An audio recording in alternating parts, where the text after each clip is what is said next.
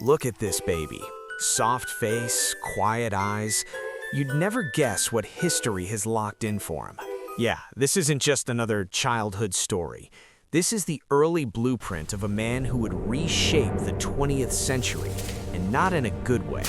On Capital Misfires, I'm Jimmy, and today we're breaking down how a spoiled kid from a small Austrian town slowly turned into one of history's most destructive figures. Stay with me, because the seeds don't start in politics, they start at home. Childhood doesn't create monsters, but it can shape vulnerabilities. He was born Adolf Hitler in 1889 in a small town in what was then Austria-Hungary. His father, Alois Hitler, had already rewritten his own identity, born Alois Schicklgruber, later taking his stepfather's surname. Mid-level customs officer, not wealthy, not powerful, but strict? Oh yeah. Alois had a complicated romantic resume. Affairs, a sick wife, a house servant, a cousin named Clara. The Catholic Church didn't allow divorce, so he basically waited life out and reshuffled marriages like paperwork. Not exactly father of the year. Before Adolf, 3 children died in infancy. So when he arrived, his mother Clara treated him like fragile glass, spoiled, protected, watched constantly. Meanwhile, his father ruled the house with discipline in a short fuse. When Adolf's older brother ran away at 14, guess who became the new target? Yeah, 5 elementary schools, constant moving, a tense household, a gentle mother, a harsh father. That contrast, it mattered.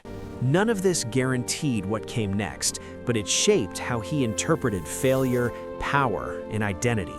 Because early on, Adolf learned 2 things: resent authority, cling to admiration. And trust me, that combination doesn't stay small for long. So here's where things start shifting. As a kid, Adolf actually did well in school. Good grades, teachers praised him, other kids liked him. He enjoyed organizing mock war games, basically playground strategy sessions. He read obsessively, especially adventure stories about cowboys and frontier battles. But as he grew older, that shine faded. He got caught smoking, organized a raid on a local orchard, clashed with a religion teacher over his growing belief in a unified German identity over loyalty to the Austrian state.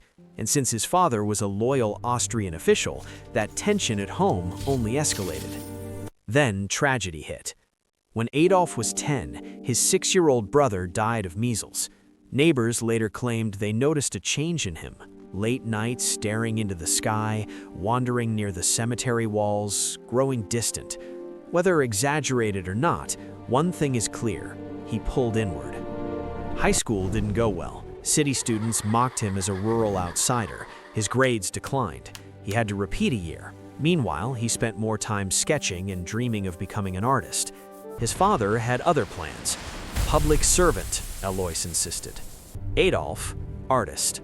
Yeah, that went about as well as you'd expect. When his father died of a lung hemorrhage, the strict oversight vanished. Adolf barely passed his final term, celebrated wildly. He drank so much and eventually puked on his result, as a token of celebration. Ho-ho! And then the next day, he simply didn't bother taking the final comprehensive exam. At 16, he dropped out. No job, no direction, just ambition without structure. For 3 years, he drifted, attending operas with his close friend August Kubisek, ranting passionately about culture, destiny, and greatness. Kubisek later described him as intense, convinced he was meant for something bigger. And here's the thing, he believed that with every fiber of his being. That belief, it's about to collide with reality. So here's where things start shifting. At 18, Adolf said goodbye to his mother and headed to Vienna to chase his dream, art school. He failed the entrance exam. Not close, not almost, just failed. He went home. His mother was dying of cancer. He stayed by her side until the end. The family doctor later said he had rarely seen someone so overwhelmed with grief. For Adolf, that loss hit hard. The one steady emotional anchor in his life was gone. He returned to Vienna anyway, still chasing art. He failed again. And this time, there was no safety net. Now in his early 20s, he drifted through homeless shelters, cheap boarding houses, scraping by selling small painted postcards. Vienna at the time was a multi-ethnic empire capital, politically tense, socially divided, full of loud ideological voices. Anti-Semitic newspapers circulated widely. The city's mayor, Karl Lueger, was openly anti-Semitic and popular. These ideas were not French. They were normalized in public discourse, and they carried devastating consequences. Hitler gravitated toward it. It reinforced ideas he was already forming. He bought into racial hierarchy theories and conspiracy narratives that framed history as a struggle between races. He rejected Austria-Hungary's diversity and leaned hard into pan-German nationalism.